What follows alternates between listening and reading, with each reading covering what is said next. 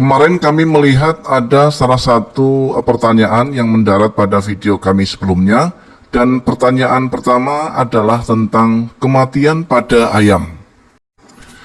Jadi ada salah satu sahabat kita dan dia beternak dengan modal hanya 1 jantan dan 2 betina. Namun sekarang populasinya sudah berhasil menjadi ratusan ekor ayam.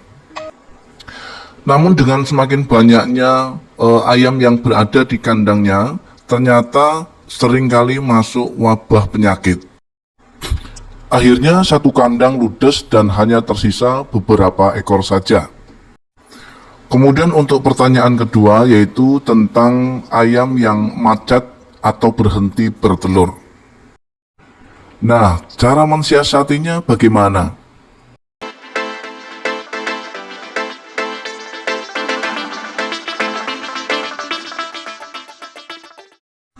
Assalamualaikum warahmatullahi wabarakatuh. Jumpa kembali di channel Puja Kesuma Farm. Apa kabar kalian semua hari ini? Mudah-mudahan kalian semua senantiasa diberikan kesehatan serta keselamatan. Amin. Dan apabila pada hari ini dan hari-hari sebelumnya mungkin ada salah satu dari sahabat kita yang dalam keadaan kurang sehat atau sakit, kita doakan bersama mudah-mudahan mereka semua akan kembali pulih dan segera sembuh dari sakitnya. Baik teman-teman dan sahabat semua, pada kesempatan kali ini kita akan mencoba untuk menjawab salah satu pertanyaan yang sangat menarik teman-teman, yaitu tentang cara menghindarkan ayam-ayam kita dari wabah penyakit. Sebetulnya pertanyaan seperti ini sudah sering kali mendarat dan sering kali masuk ya teman-teman, dan kita pun sebetulnya sudah pernah membahas tentang ini. Namun tidak menjadi masalah, kita akan mencoba untuk menjawab. Siapa tahu memang dari pihak yang bertanya ini belum pernah menyimak video yang sudah pernah saya review tentang ini. Jadi tidak ada masalah teman-teman. Mudah-mudahan nanti tidak ada informasi yang terlewatkan. Sebelum kita lanjut ke videonya, bagi teman-teman yang memang baru menemukan channel ini dan berkenan untuk subscribe, silahkan ketik tombol subscribe. Dan untuk bisa mendapatkan informasi video-video terbaru seputar peternakan ayam kampung dari channel ini, maka silahkan teman-teman boleh untuk klik tombol lonceng notifikasinya. Kemudian terus dukung kami dengan cara klik tombol like, bagikan video ini, share ke media sosial lainnya, atau bagikan ke teman-teman dan rekan-rekan terdekat.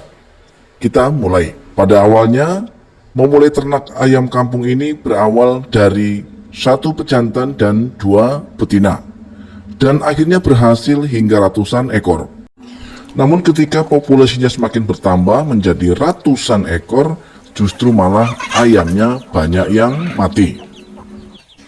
Jadi logisnya begini teman-teman, ayam mati itu adalah haknya ayam terhadap sang penciptanya. Kewajiban kita sebagai peternak hanyalah memberikan perawatan secara maksimal dengan cara yang tepat, benar, dan tentu saja membuat mereka sehat. Pertama, masalah pakan. Takaran pakan harus tepat. Jika pelihara dalam jumlah kecil hasilnya bagus, namun ketika populasinya sudah semakin bertambah ternyata hasilnya kurang bagus, maka ada beberapa hal yang perlu dikoreksi. Yang pertama adalah takaran pakan harus benar-benar sesuai kebutuhan. Cara paling gampang untuk mengetahui takaran pakan sudah sesuai ataukah belum, itu cukup mudah. Kita cukup mengamati dari ayamnya. Ketika ayam di kandang, kemudian setelah kita kasih makan, maka yang perlu kita perhatikan adalah di bagian tembolok atau bagian perut ayam. Ketika tembolok atau perut ayam sudah terlihat besar, namun ayam masih tetap saja mau makan, ini artinya berarti porsinya belum cukup. Berbeda halnya dengan ketika tempat pakan masih banyak tersedia makanan, namun ayam sudah tidak mau makan, berarti mereka sudah cukup. Artinya takaran pakannya pas teman-teman. Kita ulangi lagi ciri-cirinya teman-teman. Ketika ayam kita kasih makan, pasti awalnya mereka pada berebut teman-teman. Setelah berebutan pakan, maka kemudian di antara mereka pasti salah satu ada yang mundur. Satu persatu mereka akan mundur. Nah, mundurnya ayam-ayam ini ada dua tujuan. Tujuan yang pertama, mereka akan cari minum di tempat minum yang sudah kita sediakan. Untuk tujuan yang kedua, mereka mundur karena mereka sudah merasa kenyang.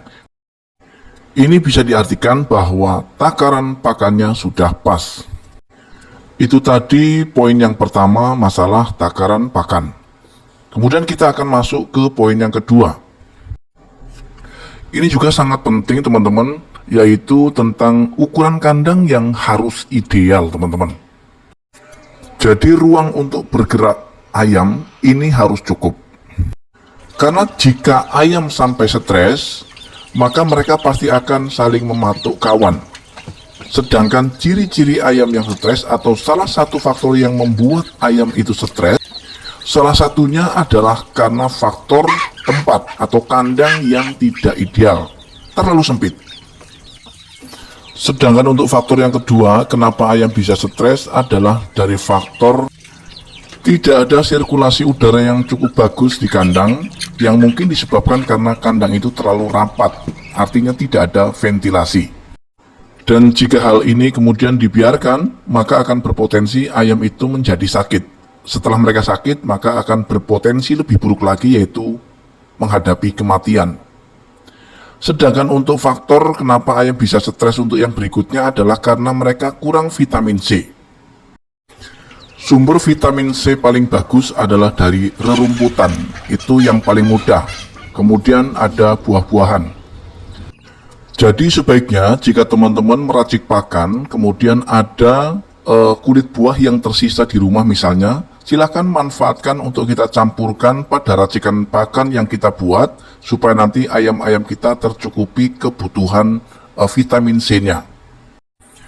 Kulit buah pisang, kulit buah pepaya, kulit buah naga, yang penting teman-teman agak dikurangi untuk penggunaan kulit buah semangka, karena semangka termasuk jenis buah yang memiliki kadar air cukup tinggi, maka bisa berpotensi ayam-ayam kita masuk angin dan pada akhirnya tidak nafsu makan. Maka untuk kulit semangka itu sendiri sebaiknya jangan terlalu sering kita kasih ke ayam. Dan sebetulnya tidak hanya kulit buahnya saja, namun dari daunnya sendiri itu sangat bagus juga untuk ayam. Daun pepaya, daun singkong, ada namanya daun kelor, kemudian daun belimbing wuluh, dan masih banyak sekali dari jenis tanaman yang bisa kita manfaatkan untuk pakan ayam sekaligus untuk membuat ayam ini lebih sehat. Baik teman-teman, yang pertama tadi kita sudah bahas mengenai takaran pakan, kemudian yang kedua adalah kandang yang ideal, maka kita akan lanjut ke bab yang ketiga, yaitu dari jamu. Sebaiknya teman-teman gunakan jamu herbal saja, racikan sendiri, yaitu jamu Kuteja. Apa itu Kuteja? Kuteja merupakan singkatan dari kunyit, temulawak, dan juga jahe teman-teman. Apakah teman-teman sudah tahu dan paham tentang bagaimana cara membuat jamu Kuteja? Jika jawabannya adalah belum, maka nanti kita akan buatkan sendiri videonya. Bagaimana cara membuat dan meracik jamu Kuteja. Kuteja sebetulnya bukanlah obat teman-teman, namun lebih pas dengan sebutan minuman kesehatan. Minuman kesehatan yang bisa kita berikan setiap hari. Kenapa kita mesti kasih setiap hari? Karena pada dasarnya peternak itu lebih baik mencegah daripada mengobati. Dengan kita membuat Kuteja setiap hari, maka itu sudah bagian daripada upaya kita untuk membuat ayam-ayam menjadi sehat dan kebal terhadap penyakit. Baik teman-teman, sampai di sini perjumpaan kita. Mudah-mudahan video kali ini bermanfaat serta menginspirasi. Mohon maaf atas segala kekurangan dan mudah-mudahan kita masih diberi kesempatan untuk berjumpa kembali di lain waktu. Assalamualaikum warahmatullahi wabarakatuh.